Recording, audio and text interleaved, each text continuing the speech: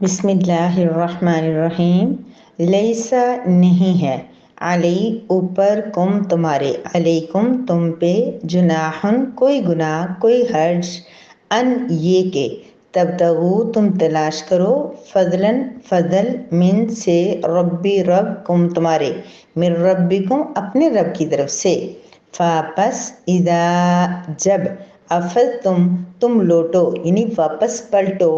واپس آؤ، من سے، عرفاتن عرفات، من عرفاتن عرفات سے، فذکرو پس تم یاد کرو، اللہ کو، عند پاس، المشعر الحرام مشعر حرام کے یعنی مزدلفہ کے، وَاذْكُرُوهُ اور تم یاد کرو اس کو، اللہ کو، کما جیسا کہ، ہدایت دی اس نے، کم تمہیں، ہداکم اس نے تمہاری رہنمائی کی، واو اور ان بے شک، کن ہو تھے تم من سے قبلی پہلے ہی اس کے، من قبلی ہی اس سے پہلے، لمن الضالین گمراہوں میں سے۔ لیس علیکم جناح ان تبتغوا فضلا من ربکم تمہارے پر کوئی حرج نہیں ہے کہ تم اپنے رب کا فضل تلاش کرو، فَإِذَا أَفَضْتُم مِّنْ عَرَفَاتٍ فَاذْكُرُوا اللَّهَ عِندَ الْمَشْعَرِ الْحَرَامِ بس جب تم عرفات سے واپس لوٹو تو تم اللہ کو مشعر حرام کے پاس یعنی مزدلفہ کے پاس خوب یاد کرو، وَاذْكُرُوهُ كَمَا هَدَاكُمْ اور اس طرح اس کا ذکر کرو جیسے اس نے تمہیں سکھایا، تمہاری رہنمائی کی، وَإِن كُنتُم مِّن قَبْلِهِ لَمِنَ الضَّالِّينَ اگرچہ تم اس سے پہلے گمراہوں میں سے تھے۔ نحمدہ و نصلی علی رسولہ الکریم، اما بعد، سورہ بقرہ کی آیت نمبر 198 ہے، جس میں اللہ رب العزت ایک غلط فہمی کا ازالہ فرما رہے ہیں، چونکہ بہت ساری خرافات ایسی تھی جو مشرکین مکہ کی وجہ سے حج اور عمرہ وغیرہ ان چیزوں میں آ گئی تھیں، تو اللہ رب العزت نے وقتاً ان سے منع فرمایا اور ان کو کلیئر کیا۔ تو اب صحابہ کے دل میں یہ بات آئی کہ چونکہ یہ جو کاروبار وغیرہ کرنا یہ بھی دنیاوی ایک کام ہے، تو کہیں یہ بھی منع نہ ہو، کیونکہ مشرکین ایسا کرتے تھے کہ حج کے دوران جو وہ زیادہ بزنس کو کرتے تھے اور کام وغیرہ اپنا اور پیسے کماتے تھے، تو انہوں نے کہا کہ کہیں ہمارے لیے منع نہ ہو، تو اس وجہ سے انہوں نے سوال کیا ایک مرتبہ کہ باہر سے کوئی مسلمان آئے صحابی، انہوں نے حضرت عبداللہ بن عمر سے پوچھا کہ ہم کرائے پہ گاڑیاں چلاتے ہیں اور حج کا ارادہ ہوتا ہے، لیکن ہمیں کوئی سواری مل جاتی ہے، ہمارے ساتھ بیٹھ جاتی ہے اور ہماری ضرورت پوری ہو جاتی ہے، تو اس میں کوئی حرج تو نہیں ہے۔ حضرت عبداللہ بن عمر نے ان سے فرمایا کہ حضرت محمد مصطفیٰ صلی اللہ علیہ وسلم سے بھی ایک صحابی رسول نے یہ سوال کیا تھا کہ دوران حج اگر ہم کوئی کمائی بھی کر دیں، ہمارا مقصد کمائی نہ ہو، تو کیا یہ جائز ہے؟ تو نبی کریم صلی اللہ علیہ وسلم نے ان کو کوئی جواب نہیں دیا تھا ابھی کہ یہ آیت مبارکہ نازل ہوگی، جس کا مطلب یہ ہے کہ اللہ پاک فرما رہے ہیں کہ تمہارے اوپر کوئی حرج نہیں ہے کہ تم اللہ کا، اپنے رب کا فضل تلاش کرو۔ پہلی بات یاد رکھنے کی یہ ہے کہ جو رزق ہوتا ہے، روزی ہوتی ہے، کمائی ہوتی ہے، جاب ہوتی ہے، کوئی بھی کام اللہ تبارک و تعالیٰ اس کو اپنا فضل فرما رہے ہیں، یہ اللہ کی عطا ہوتی ہے، اللہ کی عنایت ہوتی ہے۔ اس لیے آپ دیکھتے ہیں کہ بعض کتنے کم پڑھے لکھے لوگ جو کتنے بڑی بڑی وہ کام کر رہے ہوتے ہیں، اور بعض لوگ کتنے محنتی اور کتنے وہ ہوتے ہیں، لیکن دنیاوی اعتبار سے ان کو معاشی اعتبار سے مسائل کا سامنا ہوتا ہے۔ یہ اللہ رب العزت کی طرف سے کسی کی آزمائش ہوتی ہے، کسی کو اللہ پاک دیتے ہیں، کسی کو کم، کسی کو زیادہ، تو یہ اللہ کا فضل ہے۔ تو اللہ پاک نے فرمایا کہ تم پہ کوئی حرج نہیں ہے، یعنی یہاں صاف بتا دیا گیا کہ مقصد اگر حج ہو، عبادت ہو، اور اس کے جو ضروری لوازمات ہیں جیسے کہ آگے آئے گا، تو وہ سارے لوازمات کرنے ضروری ہیں، اس میں اگر کوئی حرج نہیں ہو رہا، ان کا کوئی نقصان نہیں ہو رہا، تو پھر جو ہے رزق کو تلاش کیا جا سکتا ہے، تب تک وہ تلاش کرو، یعنی کہ کوئی بھی منافع دنیا کا، رزق کے قسم کا، وہ اس کو کیا جا سکتا ہے۔ ہاں، یہ جو لاسٹ والے دن ہوتے ہیں، جو حج کے اسپیشل دن ہوتے ہیں، جن میں وقوف اور یہ وقوف عرفات کیا جاتا ہے اور اس طرح قربانی دی جاتی ہے، اور ساری یعنی کہ 4-5 دن جو ذی الحج کے آخری دن ہوتے ہیں، 13 ذی الحج تک، 9 سے یا 7-8 تاریخ سے، یہ دن جو بہت امپورٹنٹ ہوتے ہیں، ان میں کوشش کرنی چاہیے کہ ایسا کوئی کام نہ کریں۔ باقی جیسے ہمارے یہاں کے پاکستانی بھائی جو سعودی عرب میں جاتے ہیں، وہاں جاب وہ ادا کرتے ہیں، تو ظاہر وہ ساتھ حج کریں گے تو اس میں کوئی حرج نہیں ہوگی،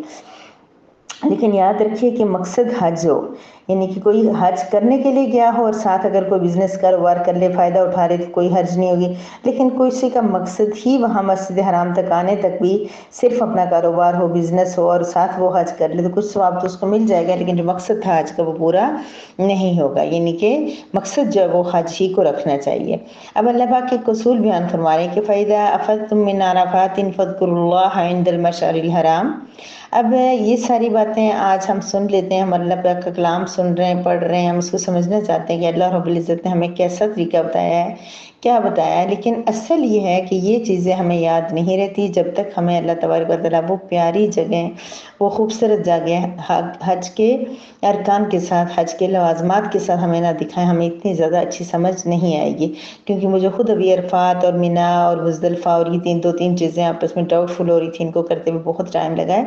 تو یہ جب تک ہم اس کو پریکٹیکلی نہیں کریں گے ہمیں اتنی اچھی سمجھ نہیں آئے گی۔ اس وقت جاتے ہیں جب تو وہاں سارے جو کر رہے ہوتے ہیں سب سمجھ میں آ جاتا ہے، لیکن اللہ پاک ہمیں کیا بتا رہے ہیں یہاں پہ؟ فرما رہے ہیں فَإِذَا أَفَضْتُم مِّنْ عَرَفَاتٍ، مجھے اور آپ کو بھی اللہ تعالیٰ مخاطب فرما رہے ہیں، اللہ پاک ہم سے یہ کام کروائیں۔ اللہ پاک فرما رہے ہیں کہ جب تم عرفات سے لوٹو، اب دیکھیں سب سے پہلے مینا میں جب قربانی وغیرہ سب کچھ کر کے عرفات کے میدان میں جاتے ہیں، اور عرفات کا جو میدان ہوتا ہے وہاں وقوف عرفات، یعنی وہاں ٹھہرنا،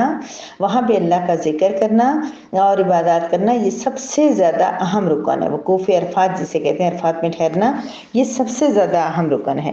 وہاں پر کیا کرنا ہے کہ زوال آفتاب سے لے کے غروب شمس تک، یعنی کہ پورا دن جو وہ وہاں پہ ٹھہرنا ہوتا ہے، اور وہاں پر دعائیں کرنی ہوتی ہیں، اور پورا دن جب عبادات اور دعائیں وغیرہ کر کے نمازیں پڑھ کے مغرب ہو جاتی ہے، جب انہیں غروب آفتاب ہو جاتا ہے تو مغرب کی نماز وہاں بھی نہیں پڑھی جاتی۔ یاد رکھیں کہ مغرب کی نماز وہاں نہیں پڑھی جاتی، جو ہی مغرب ہوگی وہاں سے اس میدان کو خالی کرنا ہوتا ہے، عرفات کے میدان کو۔ تو دیکھیں فَإِذَا أَفَضْتُم مِّنْ عَرَفَاتٍ، اللہ پاک فرما رہے ہیں کہ تم عرفات سے واپس لوٹو، یعنی کہ مغرب کی اذان ہو جاتی ہے تو پھر حکم ہوتا ہے کہ یہاں عرفات سے نکل جاؤ اور اب مزدلفہ چلے جاؤ۔ اور مزدلفہ کہاں پہ؟ مشعر حرام کے پاس۔ مشعر حرام کا مطلب یہ کہ حدود حرم کے اندر ہے، خانہ کعبہ کے قریب ہے مزدلفہ۔ اور پھر اللہ پاک فرما رہے ہیں مزدلفہ میں جاؤ۔ پھر مزدلفہ میں آ کے کیا ہوتا ہے کہ مغرب اور عشاء کی نماز دو موقع، اس موقع کے اوپر کیا کی جاتی ہے؟ اکٹھی پڑھی جاتی ہے۔ مغرب کی 3 رکعت پڑھی جاتی ہیں اور عشاء کی 2 رکعت قصر نماز پڑھی جاتی ہے۔ ایک اذان ہوتی ہے اور ان کی 2 اقامت کے ساتھ دونوں نمازیں جماعت کے ساتھ مغرب اور عشاء کی واپس آ کے پڑھی جاتی ہیں۔ اب مزدلفہ کو اسی لیے مشعر حرام کہتے ہیں کہ حرم میں واقع ہے۔ اور یہاں پر مزدلفہ میں کیا ہوتا ہے؟ یاد رکھیے کہ یہاں ایک رات گزاری جاتی ہے اور پوری رات اللہ پاک کا ذکر کیا جاتا ہے، لیکن اگر کوئی اس نیت کے ساتھ تھوڑی دیر سو جائے کہ میں واپس فریش ہو کے اٹھ کے اللہ کا ذکر کروں تو اس میں کوئی حرج نہیں ہے، اور وہاں پر سونا بھی عبادت ہے۔ تو یعنی کہ وہاں پہ پوری رات جو اللہ کا ذکر کیا جاتا ہے، پھر جب طلوع آفتاب ہو جائے، سورج نکل آئے صبح، تو اس کے بعد پھر مینا جاتے ہیں اور باقی وہاں کی چیزیں پوری کرتے ہیں۔ تو یاد رکھیے کہ افضتم کا کیا مطلب؟ فائدہ افضتم من عرفات، یعنی کہ طواف کے لیے عرفات سے چلو۔ پہلے آپ کو سمجھ کہ وہاں پہ جا کے پہلے عرفات میں جاتے ہیں، وہاں پہ وقوف عرفات وغیرہ کرتے ہیں، پھر آ کے مزدلفہ میں ذکر کرتے ہیں، پھر اب کیا کرتے ہیں؟ طواف کرنے کے لیے آتے ہیں۔ تو اس لیے فرمایا کہ طواف کے لیے فائدہ افضتم، جب طواف کے لیے تم عرفات سے چلو،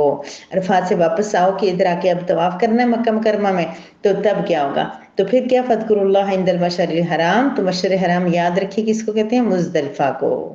مزدلفہ کو مسجد حرام کہتے ہیں۔ اللہ پاک فرما رہے ہیں کہ وَاذْكُرُوهُ كَمَا هَدَاكُمْ، اور وہاں پر تم اس کا ذکر کرو جیسا کہ اس نے رہنمائی کی۔ اس کا مطلب کیا ہے کہ اللہ رب العزت نے رہنمائی کی جیسے اس نے، یعنی کہ ہداکم کا مطلب جیسا اس نے طریقہ بتایا ہے۔ یعنی اب دیکھیں عقل کا تقاضا تو یہ تھا کہ مغرب کی نماز مزدلفہ عرفات میں پڑھ کے واپس مزدلفہ کی طرف جائیں، اپنے وقت پہ نماز کو پڑھیں، عشاء وہاں جا کے پڑھ لیں، لیکن اللہ میں یہ کا حکم آ گیا کہ دونوں نمازیں ساتھ ملا کے پڑھنی ہے، مغرب کو لیٹ کر کے پڑھنا ہے عشاء کے ساتھ۔ تو یعنی کہ جو طریقہ اللہ تعالیٰ نے جس طرح سے ہمیں حج کا سکھایا ہے اس طریقے کے مطابق کرنا ہے، کما ہداکم، جیسے اس نے رہنمائی کی ہے۔ اور پھر دوسرا یہ بھی ہے کہ وَاذْكُرُوهُ كَمَا هَدَاكُمْ، کہ اس کا اتنا شکر ادا کرو، اس کو یاد کرو کہ اس نے تمہاری رہنمائی کی، تمہیں ہدایت دی، تمہیں صحیح راستہ دکھایا، پھر تمہیں عقلی طور پر بھی اللہ تبارک نے تمہیں حج کے سعادت نصیب فرمائی، اور پھر رہنمائی بھی فرمائی۔ اللہ تعالیٰ نے مناسک حج سے بتایا کہ حج کے طریقے بتائے ہیں، تو وہ سارے اللہ تعالیٰ نے سکھائے، ان سب پہ وَاذْكُرُوهُ، یاد کرو اللہ کو۔ اللہ کو یاد کیسے کرنا ہے؟ دل میں بھی یاد کرنا ہے، زبان سے بھی یاد کرنا ہے، اور جسم سے بھی۔ اور سب سے افضل یاد کیا ہوتا ہے؟ نماز ہوتا ہوتی ہے، نماز پڑھیں، تلاوت کریں. اور یہاں پر جیسے فوزیہ جی کی تفسیر میں آپ سنیں گے کہ ذکر کیا جاتا ہے، بہت سارا اللہ کا ذکر کیا جاتا ہے. وَإِن كُنتُم مِّن قَبْلِهِ لَمِنَ الضَّالِّينَ. اللہ پاک فرما رہے کہ اگر سے تم اس سے پہلے کیا تھے، گمراہ تھے،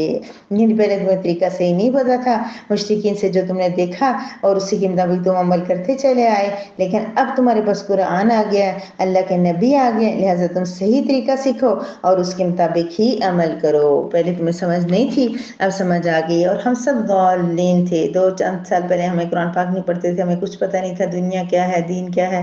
عمل کیا ہے، اللہ کا قرب کیا ہے. اب اگر ہمیں پتہ چلنا شروع ہو گیا ہے تو اللہ کا کرم، اللہ کی عنایت اور اللہ کا شکر ہے جو کہ ہمیں ادا کرنا چاہیے. بہرحال اللہ پر کیا فرما رہے ہیں کہ لیس علیکم جناح ان تبتغوا، تمہارے اوپر کوئی حرج نہیں ہے، یعنی رزق حلال کے لیے تجارت، زراعت، ملازمت وغیرہ کوئی بھی دنیاوی کام جو ہے نا وہ ناپسندیدہ نہیں ہے، بلکہ پسندیدہ اور باعث اجر و ثواب ہے. لیکن جو زمانے جاہلیت میں کیا کرتے تھے، مزدلفہ میں جگہ جگہ محفلیں لگاتے تھے، گپیں کرتے تھے، اس سے بھی اللہ پاک نے منع فرما دیا کہ جو تمہیں اللہ نے طریقہ سکھایا اس کے مطابق کرو. اگرچہ تمہیں فضل یعنی تجارت اور کاروبار وغیرہ بھی کر سکتے ہو، ایون کہ اگر کوئی مزدوری وغیرہ کرنی پڑ جائے، اپنے پیسے کم ہو جائیں یا کچھ اس طرح، تو تب بھی کوئی حرج نہیں ہے، بلکہ وہ اتنا ہی اجر پائے گا. لیکن یہ کہ جو حج کے ارکان ہیں، اہم رکن ہیں، ان میں سے کسی میں کوئی کمی نہ آئے. اور پھر یاد رکھیں کہ سب سے پہلے جو یہ قربانی یہ سارے کام یہاں پہ کرنے کے بعد کہاں جاتے ہیں؟ عرفات میں. پھر وہاں وقوف کرتے ہیں، ذکر کرتے ہیں اللہ تعالیٰ کا خوب سارا. پھر وہاں سے جو ہے وہ مزدلفہ میں آ جاتے ہیں، یہاں پہ رات گزارتے ہیں. پھر دوسری جو صبح ہوتی ہے اس میں اٹھ کے مکہ مسجد حرام کے اندر جا کے طواف وغیرہ کرتے ہیں. اور اس نے جس طریقے سے ہمیں بتایا ہے تو یہ پھر وہی بات بار بار میں کہوں گی، بس شاید زیادہ ایکسپلین نہیں اچھا کر پا رہی، لیکن یہ ہے کہ یہ ہمیں کرنے سے ہی زیادہ آئے گا. اور اللہ تبارک و تعالیٰ مجھے اور اپنی تمام توجہ سے سننے والی مفہوم سننے والی بہنوں کو، اللہ تبارک و تعالیٰ اور اس گروپ میں موجود تمام بہنوں کو اللہ پاک اپنے گھر کی زیارت کی سعادت نصیب فرمائے، حج کے ارکان کے ساتھ، حج کے لوازمات کے ساتھ. کیونکہ وہ ایسے مزے کے کام ہوتے ہیں کہ تھک جاؤ، بیمار ہو جاؤ، کوئی بھی انسان جو ہے نا عام تھوڑا سا بھی وہ ہوگا تو وہ بھی ان میں سے کوئی رکن چھوڑے گا نہیں. تو اللہ تبارک و تعالیٰ وہ مشقتیں ہیں، وہ تکلیفیں ہیں، وہ اللہ پاک وہاں کی راحتیں ہیں اور وہاں کا جو عبادتیں ہیں اور اللہ کا ذکر، اللہ تعالیٰ آپ کو اور مجھے نصیب کرے. وآخر دعوانا الحمدللہ رب العالمین.